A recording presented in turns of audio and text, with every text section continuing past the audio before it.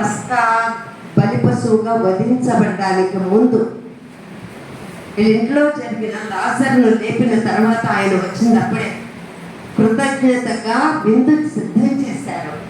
చేస్తే మరియ మార్త ఎప్పుడు మార్త పనిలోనే ఉంది, కానీ మరియ సేరున్నర అత్తరు అచ్చ చెట్ట మాంసి ఒరిజినల్ సెంట్ అది కేవలం ఇండియాలోనే తయారవుతుందట. మరి వాళ్ళ దేశానికి వెళ్ళిందంటే, ఇస్రాయిల్ దేశానికి వెళ్ళిందంటే అది ఫారిన్దేనా కాదా? అది సేరున్నర ఎత్తుకొని ప్రభు తన మీద పోయిలా పాదముల మీద పోసి తల వెంట్రుకలతో తుడిచి ముద్దు పెట్టుకున్నాడు. ఎంత ప్రేమించిందో చూడండి, ఎంత కృతజ్ఞత చూపించిందో చూడండి. దేవుని పిల్లలమైన మనం చేయవలసిన కూడా ఇదే. మన అన్ని స్మూత్గా ఉన్నప్పుడు మనం ఉండాల్సిన చోట అదే. మన భరించలేని కష్టము వచ్చినప్పుడు కూడా మనం ఉండాల్సిన చోట అదే. మనకి ఓవర్వెల్మింగ్ ఆనందం పొంగి పొర్లుతున్నప్పుడు కూడా మనం ఉండాల్సిన చోటు అదే. సాక్టింగ్ ఏంటంటే కష్టం వస్తే యేసయ్య పాదాల దగ్గరికి వస్తాం, ఆనందం వస్తే మనిషి దగ్గరికి మరి ఊరేగుతాం కాదు. అది నేర్పే పాఠం. ఇట్లా ఉంటే, ఇట్లాంటి లక్షణాలు అలవర్చుకుంటే ఏ స్త్రీ అయినా తన కుటుంబానికి ఒక ప్రవక్తగా ఉంటుంది. ఏ స్త్రీ అయినా తన కుటుంబానికి ఆశీర్వాదకరంగా ఉంటుంది. ఏ స్త్రీ అయినా ఆ కుటుంబం యొక్క క్షేమమును కన్నులారా చూస్తుంది. అట్లాంటి వ్యక్తిగా నువ్వు ఉండాలనేది దేవుని యొక్క ఆలోచన.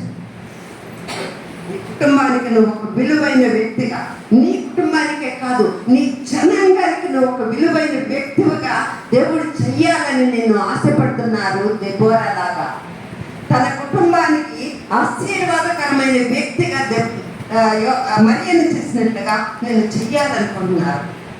కానీ ఈ రోజున ఆయన బిడ్డగా ఉండడానికి, ఆయన చెప్పినట్లు వినడానికి, ఆయనను ఆశ్రయించడానికి are you ready for that? దానికి నువ్వు సిద్ధమైతే దేవుడు నిన్ను అట్లాంటి ధన్యకరమైన స్థితిలో ఉంచుతాడు. అప్పుడు మాత్రమే నేను ఒక స్త్రీగా పుట్టినందుకు, నేను ఒక మహిళగా పుట్టినందుకు నేను ధన్యురాలిని అని చెప్పుకోగలిగిన హక్కు నీకు నాకు ఉంది. లేకపోతే అప్పటి వరకు నేను చెప్పించేసానని మీరు చెప్పేయటం ఎట్లా ఉంటుందంటే, డూడు బసవన్న అంటే గంజరద్దు ఏం చెప్తుందండి అంతే చెప్తున్నాడు.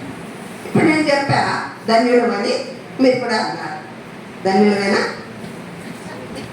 అట్లా చేసినప్పుడు మాత్రమే మనం ధన్యులము.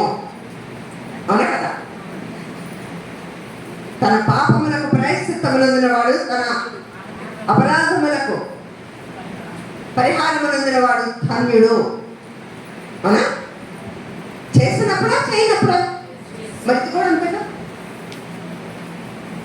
ఆత్మ విషయంలో దీనుడైన వాడు ధన్యుడు. దీనత్వం కలిగినప్పుడే ధన్యత. ఏమండి నేను తప్పు చెప్తున్నానా?